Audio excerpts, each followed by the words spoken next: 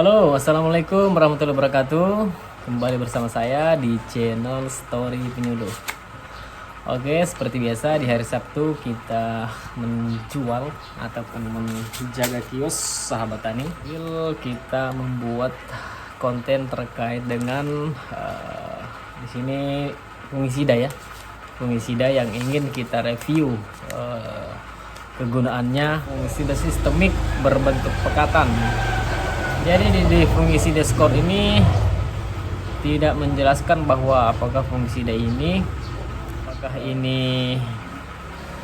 preventif, kuratif, protektif ataupun eradikatif ya.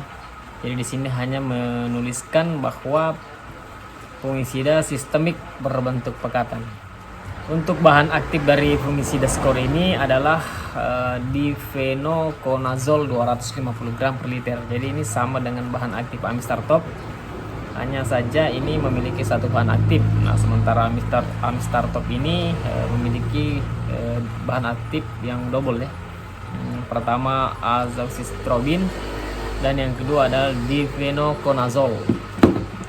Nah, kemudian untuk fungisida Amistar Top, nah di sini jelas dituliskan bahwa fungisida sistemik yang bersifat protektif, kuratif, dan preventif. Nah, di sini sudah sangat jelas. Jadi untuk petani yang ingin menggunakan fungisida Amistar Top, bahwa di sini adalah fungisida sistemik yang bersifat protektif, kuratif, dan preventif. Apa itu maksudnya dari tiga istilah ini? Jadi tiga istilah ini yang bersifat protektif adalah melindungi ya. Jadi ini protektif, melindungi, berarti tanaman yang belum terserang dengan penyakit ya. Kemudian kuratif. Nah, di sini kuratif itu untuk penyembuhan. Nah, jadi penyembuhannya itu apabila tanaman sudah terkena, nah, ini bisa digunakan untuk melakukan penyembuhan pada tanaman yang sakit tersebut. Nah, kemudian preventif. Nah, ini preventif untuk pencegahan, kurang lebih dengan protektif ya. Jadi preventif ini adalah untuk pencegahan apabila tanaman belum terserang penyakit. Oke, jadi seperti itu ya penjelasan dari sifat ini fungisida ini. Ada beberapa fungisida di sini. Yang pertama tadi adalah skor yang tidak menunjukkan bahwa apakah bersifat kuratif, apakah protektif, preventif ataupun eradikatif ya. Jadi di sini hanya menuliskan fungisida sistemik.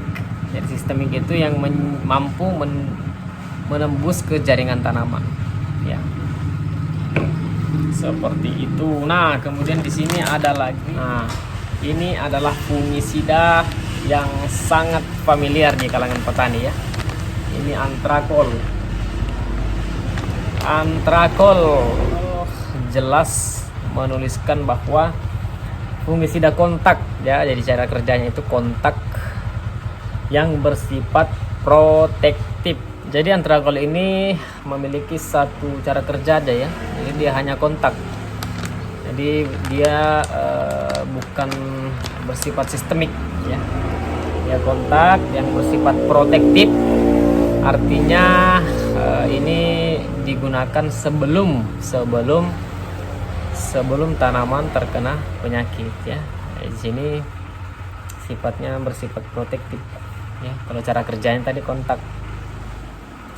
Kemudian selain antrakol ada Natipo. Jadi ini satu perusahaannya dari perusahaan PT Bayer ya.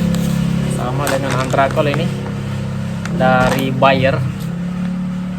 Ini fungisida sistemik yang bersifat protektif, preventif, kuratif, dan eradikatif. Wah, ini sangat lengkap sekali nih. Memiliki 4 sifat ya. 4 sifat cara kerjanya. Fungisida sistemik memiliki 4 sifat. Jadi yang pertama protektif untuk melindungi, kemudian preventif, pencegahan, kemudian kuratif. Nah, ini kuratif apabila sudah terkena, sama dengan amistartop tadi. Kemudian eradikatif. Nah, ini eradikatif maksudnya untuk pembersihan ataupun pemulihan ya. Jadi setelah sembuh kemudian dilakukan pembersihan. Fungisida Diten M45 ya.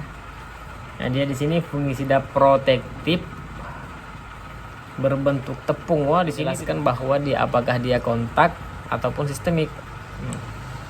Jadi langsung menuliskan bahwa fungisida protektif ya.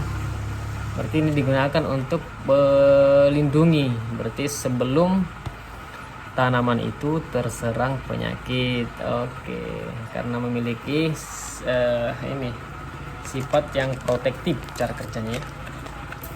Tapi saya sempat mencari informasi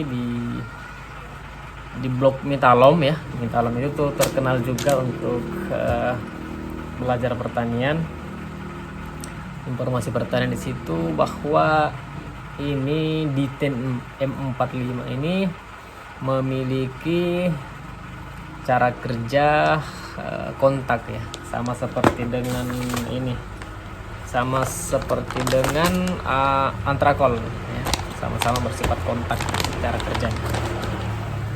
Oke, itulah tadi ada 5 sebenarnya, ada 5 fungisida yang sangat familiar sudah di kalangan petani, yang bisa ataupun yang sering digunakan untuk melakukan pencegahan maupun pengendalian penyakit yang disebabkan oleh jamur pada tanaman.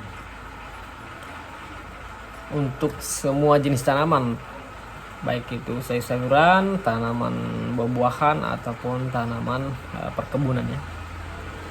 Oke, jika bermanfaat jangan lupa like, comment, and subscribe.